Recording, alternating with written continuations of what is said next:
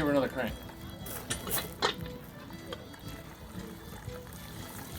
All right, now hold up.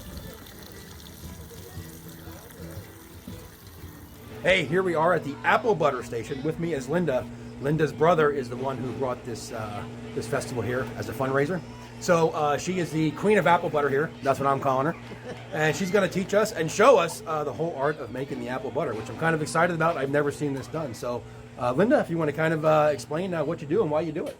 Well, we've been doing this for a long time, and we get the apples all cut up first. We do that the night before because it takes a while to get them all cut up. And then we add spices, and we usually use cinnamon, ginger, cloves, and every now and then a little extra one, whatever, pumpkin pie spice, whatever we have, we put in with it. And it takes a long time to cook it, and we use charcoal to cook it. But we end up using about between 2 and 3 o'clock it'll be finished, but we have to keep stirring it every so often to make sure, but it takes a while to do it. As you can see, it takes a while. You can still tell there are apples in there. The smaller one, of course, is cooking up quicker. Smell it? It smells so good. And we use all different kinds of apples too. We don't just use one kind.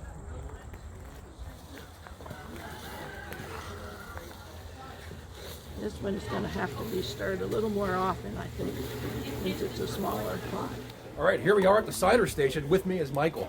Michael is part of the family, the Bathgate family, that's sponsoring this event today as well. It was a family tradition for them, and they brought it here for a fundraiser. So, again, we're at the cider station.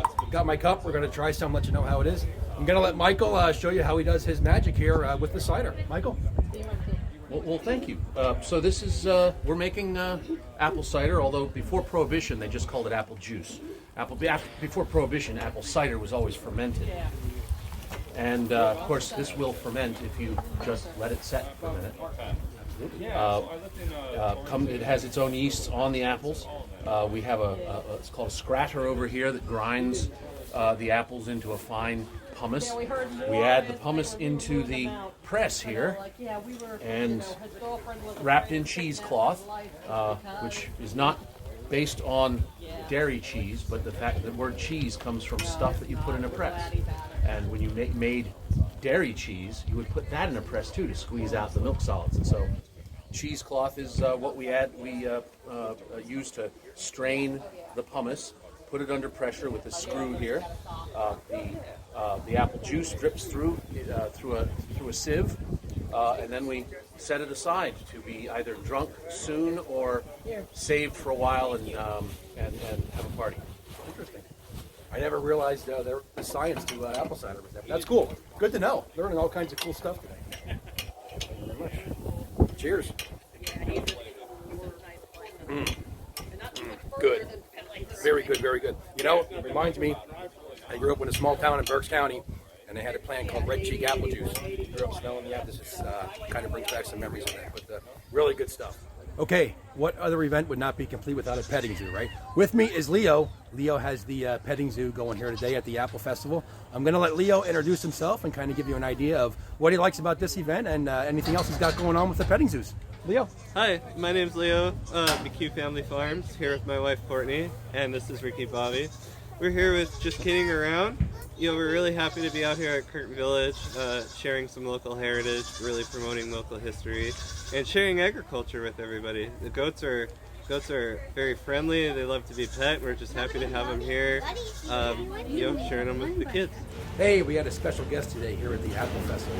U.S. Congressman G.T. Thompson is here, and he has a special connection to this area and the property here as well. I'm going to let you give that detailed information about why this area means so much to him and why he came by today. Congressman? Well, thanks for being here. This is really, I think, the inaugural. Well, it's kind of they used to do an apple butter event here. Sure. I'm so excited because we're these folks, this nonprofit that's here about preserving these grounds are right on the edge of taking ownership from the state, which is probably the best thing that can happen for this. You know, this is just living history here. I live in this valley. This is a Howard address. I live in Howard, not too far from here, just a few miles from here. And this place is you know, this the gentleman that put this in place, Mr. Curtin, his son went on to be the governor of Pennsylvania. He actually went on to be a congressman as well. He is the only person from this area to serve in Congress since I came into office. So I actually followed him 100 and some years later.